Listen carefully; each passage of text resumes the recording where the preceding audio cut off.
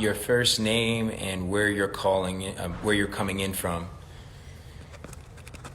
What's good, Tyson? Good to see you in here. Aubrey, guys, drop your first name and where you're coming in from. As you know, if you don't, I'm going to have another powerful guest. Yesterday we had Trent Shelton with us. It was one of the most powerful lives and conversations I've ever had. I'm going to be posting about it over the next 48 hours and putting it on my podcast. And today we have another really powerful live. I'm going to be continuing to bring in really powerful thought leaders to share and to discuss their perspective with us. So this is someone that I can't even tell you how much respect for. He was on season 1 of Leaders Create Leaders. Him and his wife they just represent, like really what we want to see more of in the world. He's a father. He just had twins, and then his son Kingston is like a little nephew to me. I can't wait to see him again. And he's just been really making a stand right now. So everybody, please give me a powerful welcome. We got Texas in the house. Let's see. Yes, Preston's in here. That's what's up.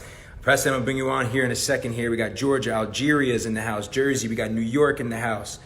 I love it. All right, guys, so here we go. I'm gonna bring on Preston Smiles. If you can do me a favor and just drop some prayer emojis. We'll start off with a quick prayer just to drop in, and then we'll go into our powerful discussion. So thank you guys for all taking some time to join.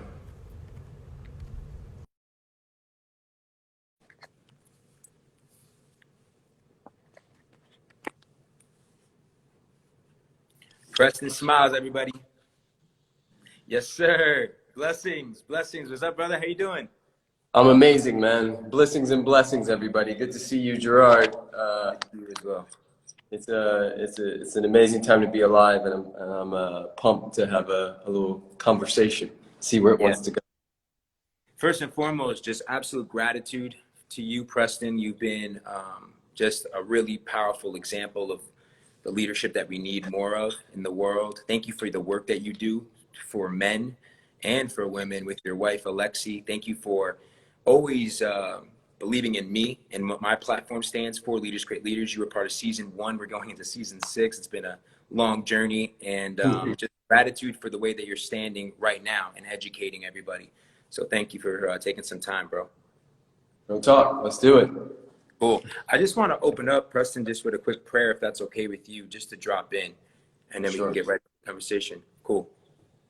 So everybody, just drop some prayer emojis. If you could take a moment to just pause for a second. I'm going to say, God, thank you so much for another beautiful, powerful day.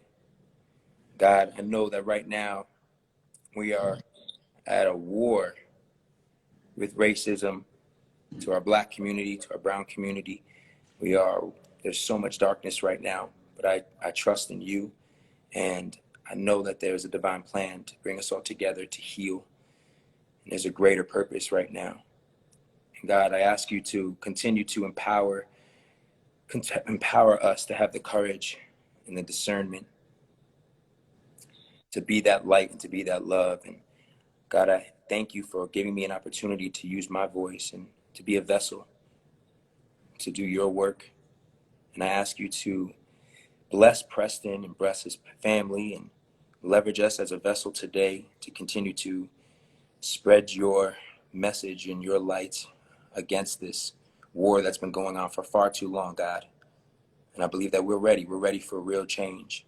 We know that this is an opportunity, a catalyst to really see that change in the world. And I ask you to continue to support all of us in this fight, continue to empower and hold and help heal all those right now that are suffering, especially in our Black and brown community, as well as those that are the ones that are perpetuating this fear and this darkness and this hate and this racism and this murder. God, forgive them and heal them so that we can see this change.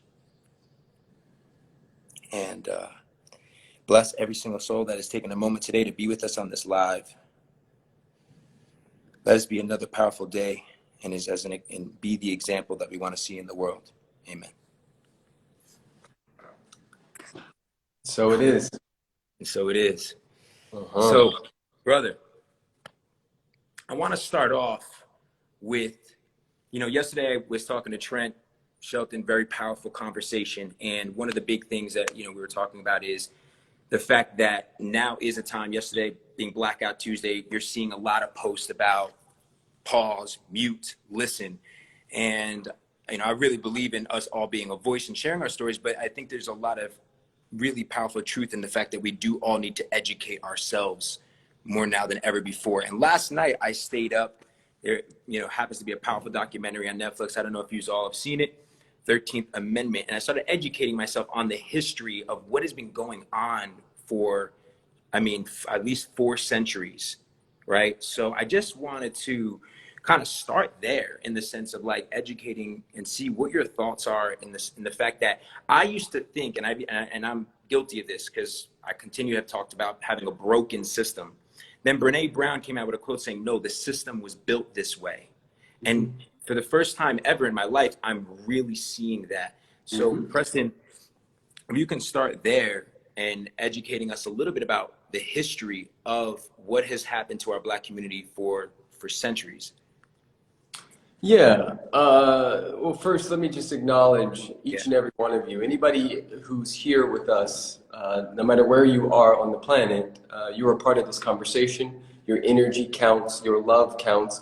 Everything that you are is a part of us and what we're doing here. And that's a very important distinction, in my opinion, because we tend to become egocentric. We think that it's all about us, and we forget that we are one with the one, right? Martin Luther King said, you don't have to know, you just have to know the knower. And very often, I think we just forget that we're all in this thing together. And I want to start by saying, and I posed this question on a video yesterday, about people's awareness of the doll test. The doll test that happened in the 1940s and then the one that happened in 2015/2016. And how the results were the same in the 1940s that they were in 2015/2016. For those of you who aren't familiar, the doll test was they took little children and of different backgrounds, races, ethnicities, the whole thing. And they sat them down and they said, and they had a white, blue-eyed, sort of blonde hair doll, and then they had a brown-skinned doll. And they said, which doll is the pretty doll? And no matter what their background was, Mexican, black, white, whatever it was, everybody said the white one. They said, which doll is the good doll? No matter what their backgrounds were, these are little kids, right? And these little kids are now us. I'm going to preface that with that. These little kids are now us. They said, which doll's a good doll? Everybody points at the white one. Which doll's the ugly doll? These are 5, 6, 7-year-old kids. That one. What I want to point out is there has been so much programming and conditioning that has happened since we've been on this planet. And all of it came from deep insecurity, the deep insecurity of some European people who decided to A, annihilate the Native Americans, B, bring over these beautiful, wise, powerhouse, chocolate people, my ancestors, your ancestors, everybody's ancestors. Somehow, some way we want to skip over that our science says that everybody comes from East Africa, but I'm just going to remind you that we all come from the same place as far as we know. Well, what happened and has been happening is the subtle programming, everything. And I shared this story and I'll share it just briefly. I remember being about 8 or 9 years old when I had already fried my hair straight. I fried it straight with like S-curl because I didn't want nappy hair, because nappy hair was ugly hair, was bad hair, right? And I went to my mom and I asked her, could I have blue contacts? And my mom, being so amazing, was like, honey, talk to me about why you want these blue contacts. And I said, because they're pretty. I want to have pretty eyes, right? Everything that I saw, and I want you guys to answer this as well, what ways, because if we can't do this together, then there's no point in us talking. What ways in which you have been taught, and let's just see how intelligent and how aware we are. What ways have you been taught that the good doll, the white doll, is the best one? Now, I'll give you a few examples for myself. G.I. Joe's was one of my favorite, cartoons and things to play with. And the heroes of G.I. Joe's were always the white character. Every movie that I saw, even if they had a black character in it, the hero, the smart one, the one who had all the answers, the one who figured it out, the one who rode in and saved the day, everything that was great, that was good, that was smart, that was intelligent, that was deep, that was wise, everything had this certain look to it. And so this is what we call like subtle programming, where we're constantly chipping away and teaching not just the black people, but everybody that white is right, white is better, white is good, white is pretty, white is what you want. They used the Bible to enslave my ancestors. They said, look, it's right there. It's right there in the Bible. These aren't men. These aren't people. They're less than people. And then they skipped over hair like lamb's wool and skin the color of brass and drew what? When you say Jesus, what thought comes into your head? What picture? And I want to ask you that, Gerard. What picture comes in your head when we say Jesus? Yeah. Beard, white skin. Is that what's in the Bible? Yeah. Where'd you get it? Where'd you get the picture? Church. Yeah.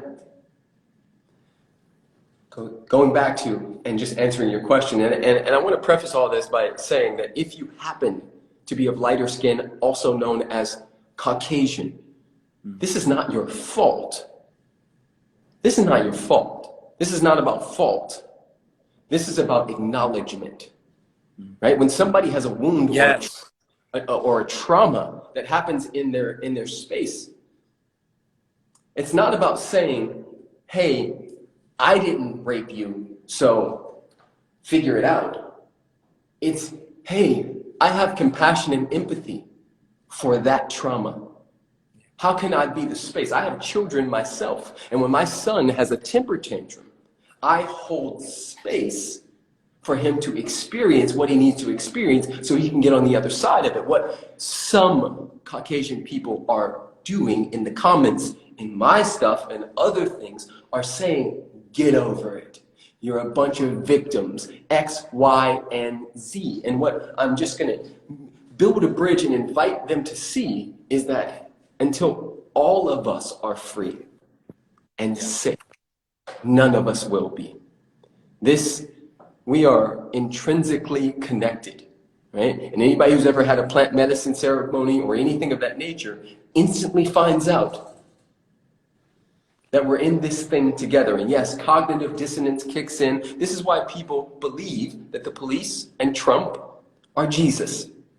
They can't see anything else because the programming is so deep. And what I want to make the invitation to is we know as black people that we've been programmed to believe that we are less than, that we're ugly, that we're dirty, that we're lazy, even though we built America, even though we're the strongest people.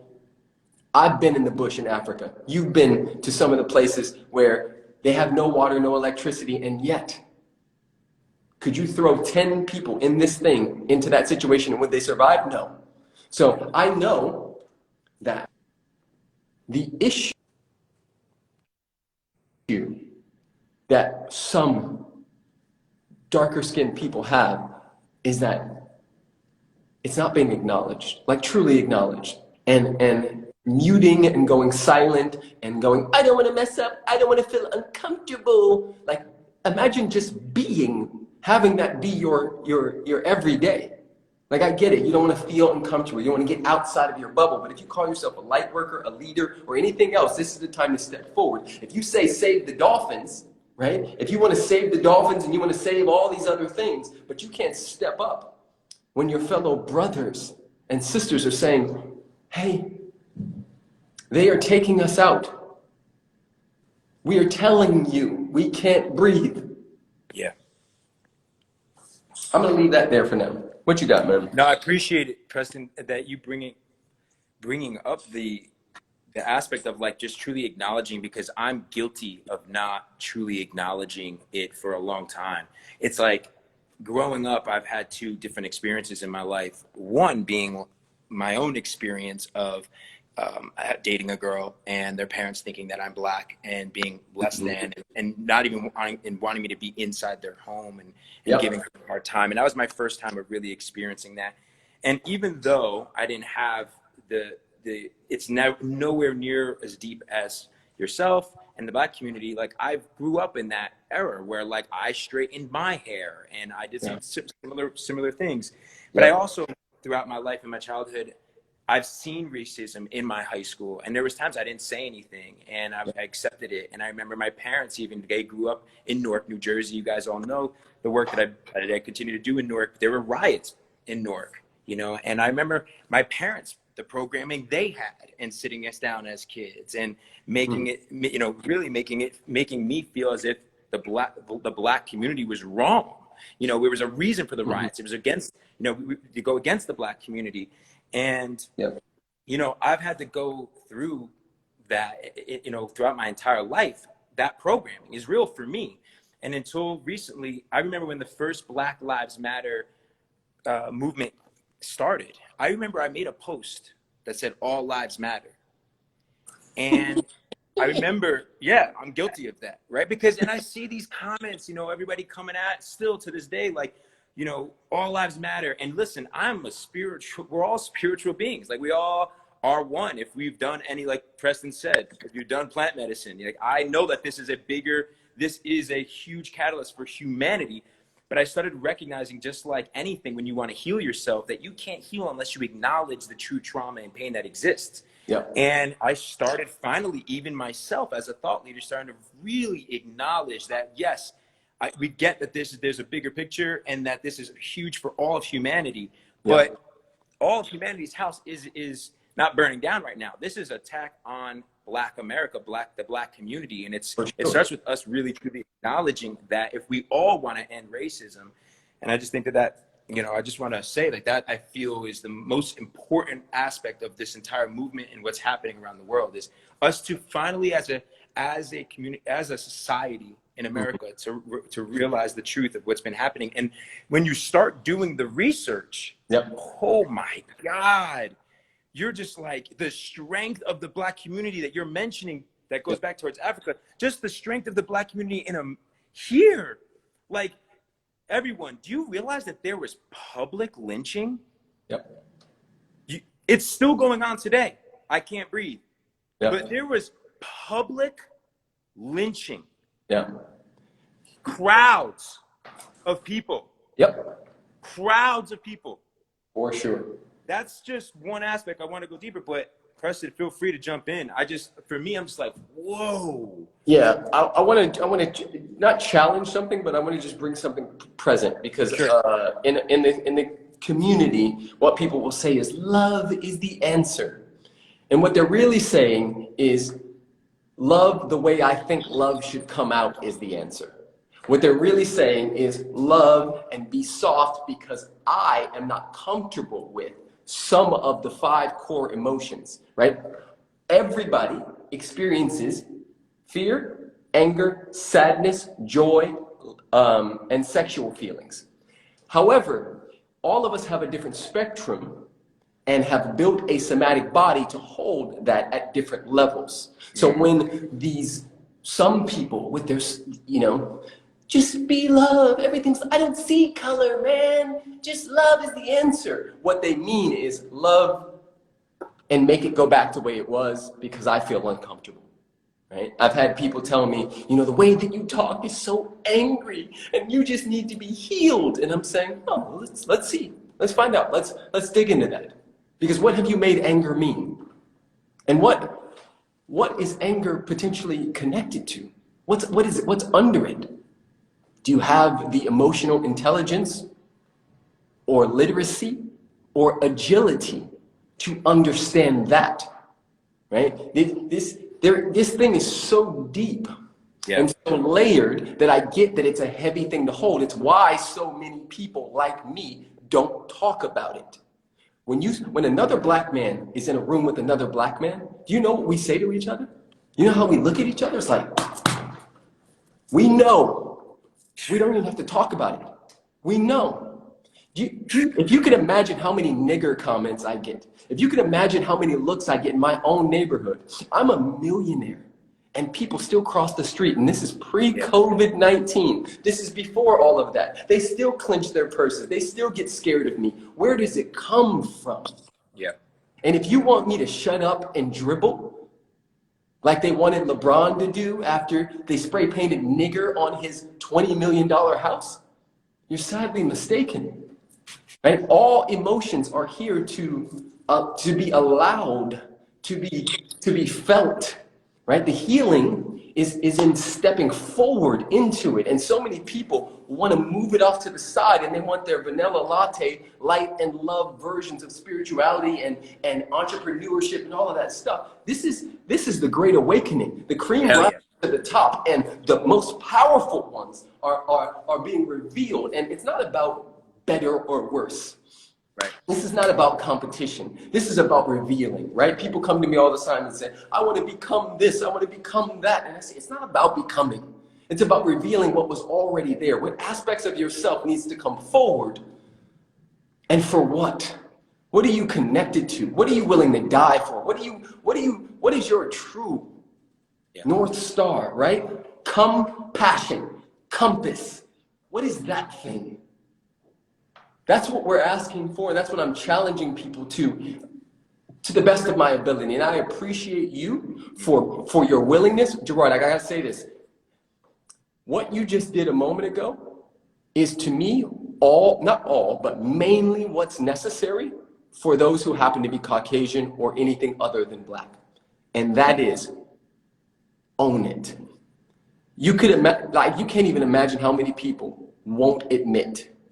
And the reason why we need you to own it is not for us, but for your friends and your cousins and your brothers who own all kinds of properties and things like that. And when they see African American on that application, and then they see someone else who has a lower credit score, but it says Caucasian or white or whatever, and they give them the loan or the house or the support, or they invite them on the podcast, hear me, that is what you're doing it for. Because I can't get to your brother and your cousin and your mom, but you can. Own it. Own what is true. You know, we've all been programmed and conditioned, right? There are 4 aspects of what it means to be human. We are linguistic beings, which means we build worlds with our language. We are quantum beings, which, is beyond what we can potentially understand. We are biological beings, which means we biofeedback and all of that stuff. And we are social and historical beings, which means we were born into beliefs and interpretations. Beliefs and interpretations. Everybody was born into a belief and interpretations. Money is the root of all evil. Black people are lazy. Asians can't drive. White people are the devil. X, Y, and Z. You own it to heal it. You own it to heal it. Let it land. Stop hiding and step forward. I'm telling you, with all of my heart. I know some of you guys can't hold this because it's a lot of energy. But I'm telling you, you talk about embodiment, but can you be this big? Can you even hold someone else's? I know you want to turn away because it's too heavy. Guess what? It has been for 450 years. This, what you're experiencing, is not just mine. It's my dad's, his dad's, and his dad's. It's my mom, and her mom's. Yes. We have brought this forward to be healed and loved on across the planet. What a beautiful time to be alive. I say yes and thank you, God. Yes, I receive my marching orders, and thank you for the life that I get to experience in this now moment. That's the game I play. Thank you, Preston. So powerful, brother. And I feel like that's every single one of us have to start there. Like, we have to look in the mirror right now. We have to own our truth of where we've been racist, where we've seen racism, acknowledge the programming that has happened since over 450 years. But, you know, watching that documentary yesterday, I mean, even just seeing how the biggest blockbuster movie, was called Birth of a Nation in 1915.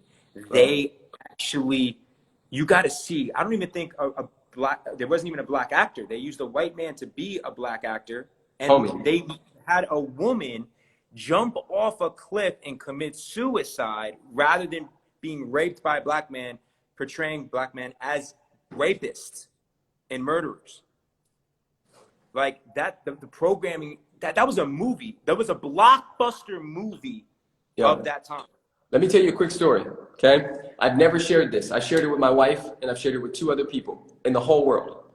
I used to be a model, and I would book all these big jobs, and this would happen a lot, right? But this particular time, it hurt my heart, and I'm sharing this because I felt emasculated, I felt humiliated, I could feel the undercurrent of it. And so I'm going to just explain this. I booked a job, and they're going to get really mad at me for even saying this. I booked a job with Target, right? As one of those, you walk into Target, there's big posters of models and X, Y, and Z. And we were doing the shoot in the desert. And, you know, they did what they do. Everybody gets their quota. We'll get a black guy, we'll get an Asian, we'll get mainly whites, because that's who we want, even though black people buy more than everybody. But Asians, whites, Indian, everybody will buy from white people. So, because we've been programmed to believe that. So we'll get 1 black guy, 1 Asian girl, 1 Hispanic girl, and then the rest will be white. And they told us to laugh and like run and like play and all that stuff. And what happened was the Caucasian girl, one of those prettier girls, kept gravitating towards me. And so we were like next to each other and like arm over, like, oh, ha, ha, ha, ha, ha. And then ching, ching, ching, ching, ching, taking pictures. The client is in the back. And this has happened to me before, so I had eyes to see it and feel it and hear it. This is the black experience, right? We don't talk about this stuff. I've never even shared this before, other than 3 people. I could see the client pull. They stopped, right? Stop, right? So the models are all sitting here. I'm looking over and I'm like, okay, here it comes. Client pulls the photographer over. They all huddle up to just come over to me. Hey, Preston. We're going to have you just be like on the outside, okay? Let's, you know, just keep doing what you're doing, but like don't necessarily go by Cindy or whatever her name was. Yeah, like, good job, you're doing great, but just stay over there to the side, okay? And like, you know, don't necessarily like have it be like you like her or anything like that, or she likes you. Meanwhile, the white couples were like doing all those things. And I share this with you because it was one of those humiliating times where nobody else noticed it. Nobody else. But for me, it's like, this is the thing. I'm not good enough. My skin is too dark. My hair is too narrow. I'm good enough to sell something for you.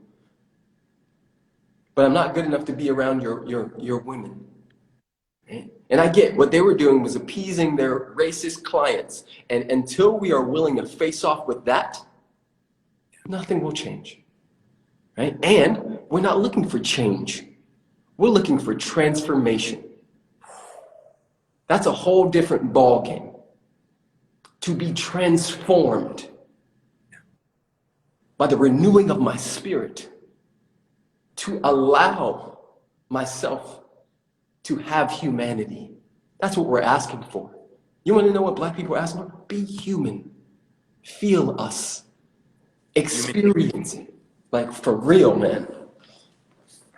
Yeah, human dignity. Thank you for sharing that story, Preston. Oh man, I felt that. And that probably it's still going on to today. Talk to me about what it's like to be a parent right now, raising children. You know, you have Kingston and you have a new son and twin, and it was interesting yesterday. On a Monday, before I started bringing on thought leaders, I hosted a live, and I had an 18-year-old young black man that came on and shared what it was like to grow up with white parents and what he's went through.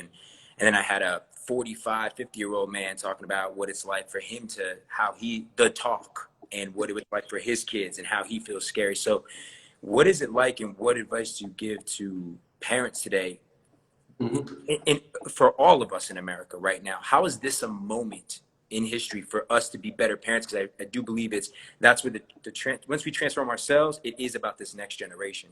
1000%. 1000%. Yeah, this is the birth of something so beautiful. And having had the opportunity to see my son be born in our house with only a midwife and a doula in another room, and my wife and I in this beautiful dance where there's no drugs, no tapping out, just here we are, and her in her bravery, right, watching her scream and go through whatever she needed to go through, feeling like she couldn't go on, to then have the moment where her water burst, right? We're in the water bursting moment, right, by the way. And the bag, it just dropped. And to see my son and to be able to touch his head and be the first hand that touches him on this planet. To me, that's what all of this is, and it's why I keep showing up. Right? The empaths keep saying, I'm going to tap out. I got to protect. I got to step back. And I'm asking you to step forward. Right? I'm asking you to be bigger than your circumstances. I'm asking you to hold the vision and not the circumstances. Because if it's only about you, easy to quit. But if it's about something bigger than you, then you have an extra gear. Right? Every parent in the world knows this. You would lift a car, you would take a bullet, you would do whatever you needed to do for those kids. And so I show up every single day, giving my heart, going wherever I need to go to help facilitate transformation on the planet, right? I am a personal freedom coach. There's a reason why that is on my profile and everywhere I go. Because to me, there's nothing more important than your own personal freedom. The world at large has been taught the outside in game. And what I'm doing with my children by way of who I be is the inside out game. Because if anything out there is needed for me to experience the gift of this perfect life, then that thing has my power. That thing is my God. Whether it's likes or followers or comments or booties or titties or whatever the thing is, Botox, whatever I need out there to be good enough, it has my power. That's my God. And so we know, being children ourselves, that we learn from what you say, but we're really watching who you be. And so what I want and I'm committed to having my children say is, right when the world was about to hit that iceberg, Daddy and a bunch of other people like Gerard Adams and a bunch of people that he attracted, because your vibe attracts your tribe, right? All of us are light workers. We get it, we're tapped in. Those people were brave enough to step up, to step in, to find a way instead of fade away. And that is what I'm about. And I know that's what you're about, my brother, by way of what's happening here, you know? Yeah, absolutely. I think that's so beautiful, bro. That's it. We need to be that example, and we got to step forward. Every single one of us has that opportunity right now. Yep. And I love how you mentioned it, the way, even what you're doing with your children right now, like every one of us, that's what every one of us needs to do. We all need to go right now internal, so that we can then step forward in the rest of the world and be that change. I wanted to talk a little bit about the action that we can take going forward. Like once you, for instance, for me, Preston, I've done so much work, and I will continue. What I will say for everybody is that the work is never done. Yeah. Just because you see me going to Peru and doing ayahuasca, or you see me, building out these kind of relationships, and you see me doing all this work, and it's never done. I still got so much more to go. Yeah. I still have so much more healing to go, like so much to do. And I love the fact that I get to do this work. It is an absolute honor when you can change your perspective to that, to saying that what a freaking gift that God has given you, that you have the ability to be the catalyst. Yeah. You have the ability to not only heal your own trauma from your life, from that breakup, from that, you know, anything that's happened to you from growing up as a child, to the freaking lineages of your grandfather, grandmother, great grandmother, and beyond. You have the ability to heal that so that you can be the change going forward. And I think that's what's so beautiful. And I think the difference also going forward, I feel right now, is that we all have this voice, bro. Like, never before when you start doing this research back then did we, specifically the Black community and the brown community, have an opportunity to truly be heard. And now through social media with this new generation, because think about it, Instagram, this wasn't possible 10 years ago. No. Not even a decade ago. So how that, I think that's a huge difference in what we will see now, and not only healing internally, but now going into, I have a, you know, for instance, I have a live coming up with a Black woman named Majesty, super powerful. I met her through Eric Thomas. I partnered with ET on an event. I met her at an event. I wanted to ask a question, like, what would the world look like if we had a Black woman president? How would that change the game?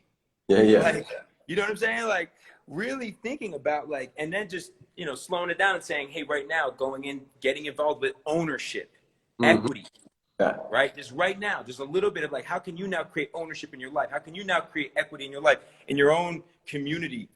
And so I'm just curious, like, once you do the healing, and it's never done, we're continuing to do the healing, what are some steps that you think are really important right now, specifically for the Black and brown community, for them to start gaining their power back? Well, they never lost their power. I'll say that. So I'll start with what would be important for anybody who is consciously and unconsciously set up or raised in a system that isn't set up for them, would be to do the same thing that I did and will continue to do, which is invest in support, coaching, invest in my community, invest in my own growth and education, and give what I wish to receive. Give what I wish to receive. To me, all of this has shined a light, and I want to just point at something really quickly, because one of the best sort of comebacks that people come with is just like, Black on Black crime. Why should we care about white cops killing? Because Black on Black crime. And what they are ignorant of is white on white crime is the highest. Asian on Asian crime is the highest. Mexican on Mexican crime is the highest. It's always going to be that, because it's based on where you live. So this whole Black on Black crime is the thing that's the problem. Stop. Right? That's just your excuse for not wanting to face off with the aspects of yourself that you don't want to clean up. Now, going back to what next, I'd rather reposition this answer to what's next for people who happen to be Caucasian. My challenge to you guys is to do the same thing Gerard did, which is to share, hey, you know, I had a crush on a Black kid when I was 13, and my parents told me it's either him or us, and I never talked to him again, and I've never shared that, right? Do that. Do that. Share. Let your community, let your friends know where your biases and the ways in which you have participated in the system that you are benefiting from. Right? We're not asking you to give up your, you know, Gucci purses and X, Y, and Z. Be rich. Do your thing. Yeah. But just own where it comes from. Because the things aren't our God anyway. That purse means nothing to me. You're a slave to that purse if you think that's the thing.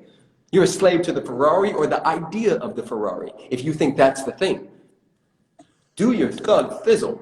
What I'm asking and challenging particularly white people to do is just share your stuff. Because I get that the ego wants to stay on top and be perfect and front-facing perfect, and you don't want to admit or even look at how you have participated in this conversation. That's all I got. Wow. Yeah, bro. Powerful. I think I'm even thinking about that, you know, and I already had a talk with my team. First of all, you got to see me sharing these stories. I'm opening up a lot more.